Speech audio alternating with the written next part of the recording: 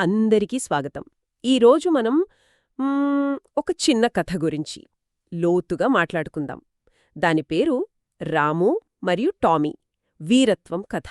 ఆహా! ఆ కథ విన్నాను. అవును. అంటే ఇది పైకి చూడ్డానికి ఒక అబ్బాయి, అతని పెంపుడు కుక్క మధ్య బంధం గురించి అనిపిస్తుంది కదా. కాని దాని వెనుక ఆ బంధం ఎలా ఊహించని విధంగా మారిందో అదే ఇందులో ముఖ్యం. నిజమే. మన దగ్గర ఉన్నది ఈ కథే. దీని ఆధారంగా మనం మనుషులు, జంతువుల సంబంధాలు, విధేయత, ధైర్యం ఇలాంటి కాస్త పెద్ద విషయాల్ని చూద్దాం. తప్పకుండా. కథ మొదలవడం చాలా మామూలుగా ఉంటుంది. ఒక చిన్న పల్లెటూరు. హ్మ్. అక్కడ రాము అనే ఒక పిల్లాడు, వాడికి నీడలాంటి కుక్క టామీ. టామీ. ఆ టామీ అంటే ఊర్లో అందరికీ భలే ఇష్టం. చూడ్డానికి గోధుమ రంగు, మెరిసే కళ్ళు, హ్మ్. ఎప్పుడు తోక ఊపుతూ భలే స్నేహంగా ఉంటుంది. అందరితో ఇట్టే కలిసిపోతుంది. ఇలాంటి పల్లెటూరి కథల్లో ఇది చాలా సహజంగా చూస్తాం కదా, మనుషులకి జంతువులకి మధ్య ఆ అనుబంధం. అయితే ఆ బంధం కేవలం ఆప్యాయతేనా లేక ఇంకా లోతైన విషయాలున్నాయా అనేది బహుశా ఈ కథలో చూడొచ్చు మనం. అవును అవును ఇది కేవలం పెంపుడు జంతువు కథలాగా అనిపించదు. హ్మ్. ఒక రకంగా సమాజంలో జంతువు పాత్ర అలా కూడా చూడొచ్చు. కరెక్ట్. ఆ పాత్ర అది టామీ రోజూ చేసే పనుల్లోనే కనిపిస్తోంది. ప్రతిరోజూ పొద్దున్నే రాముతో పాటు బడిదాకా వెళ్తుంది. ఓ.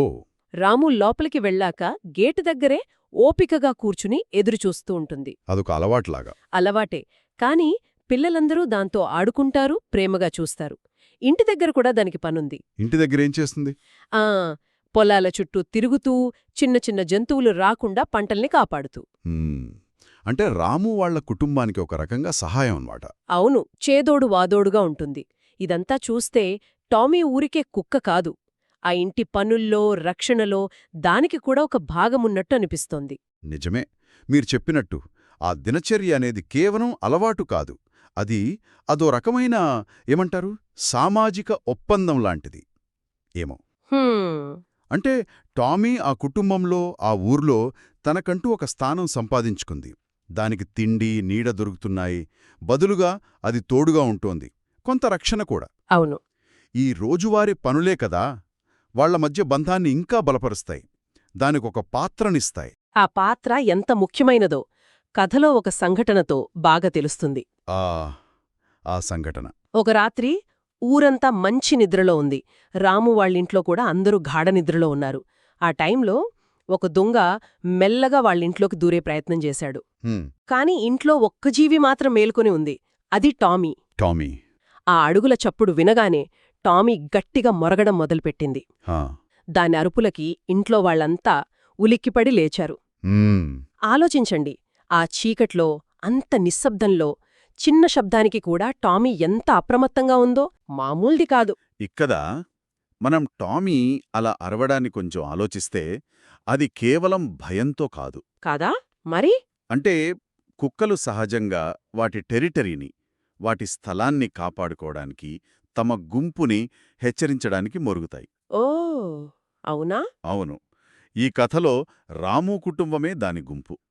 టామీ మొరగడం అనేది ఒక సహజమైన రక్షణ వ్యవస్థ. మనం దాన్ని యజమానుల పట్ల విధేయత అనే కోణంలో చూస్తాం. అది కూడా నిజమే.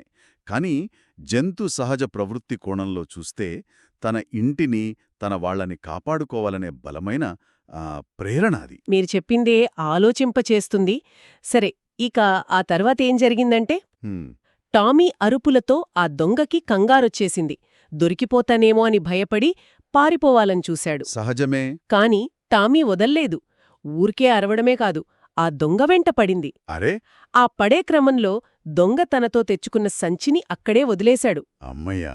ఇంతలో రాము వాళ్ల నాన్న చుట్టుపక్కల వాళ్ల సాయంతో ఆ దొంగను పట్టుకోగలిగారు. అంటే దొంగ దొరికిపోయాడు అంటే చూడండి, ఆ దొంగతనం ఆగిపోవడంలో టామీది కేవలం హెచ్చరిక పాత్రే కాదు, ప్రత్యక్షంగా చాలా చురుగ్గా పాల్గొంది.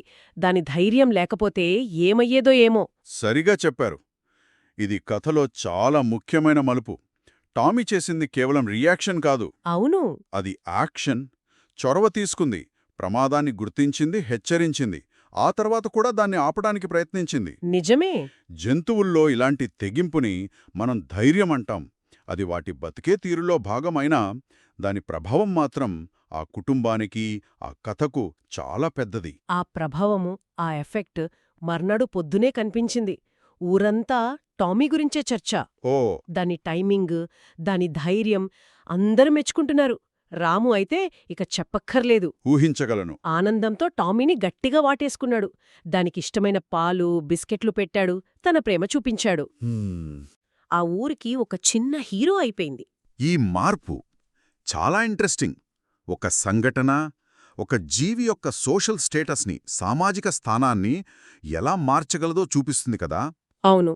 అంతకుముందు టామీ అంటే అందరికీ ఇష్టమే, కాని అదొక పెంపుడు జంతువు కేటగిరీలో ఉంది. కరెక్ట్. ఇప్పుడు ఆ కేటగిరీ దాటి రక్షకుడు, వీరుడు ఇలాంటి కొత్త గుర్తింపొచ్చింది.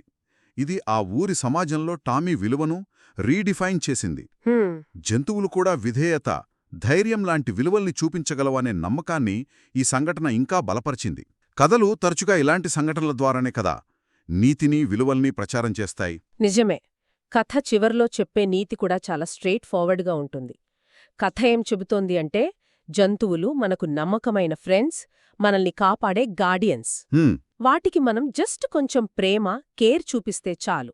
అవి తిరిగి మనకి అపారమైన ధైర్యాన్ని, విధేయతను, బోలెడంత ఆనందాన్ని ఇస్తాయి. సింపుల్గా చెప్పాలంటే, పెంపుడు జంతువులు జస్ట్ యానిమల్స్ కావు. అవి మన ఫ్యామిలీ మెంబర్స్, మన బెస్ట్ ఫ్రెండ్స్.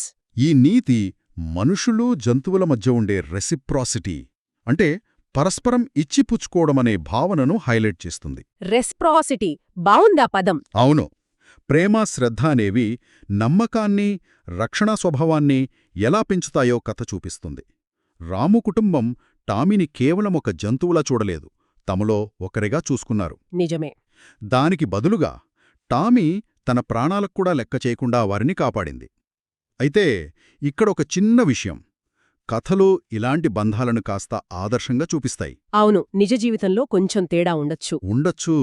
కానీ కథ చెప్పే బేసిక్ ప్రిన్సిపల్, ప్రేమకు విధేయత లభిస్తుందనేది చాలా వరకు నిజం. చాలా బాగా చెప్పారు. అంటే ఈ కథ మనకు తెలిసిన విషయాలే అనిపించినా దాని వెనుకున్న సైకలాజికల్, సోషల్ యాంగిల్స్ చూస్తే కొత్తగా అనిపిస్తుంది. తప్పకుండా.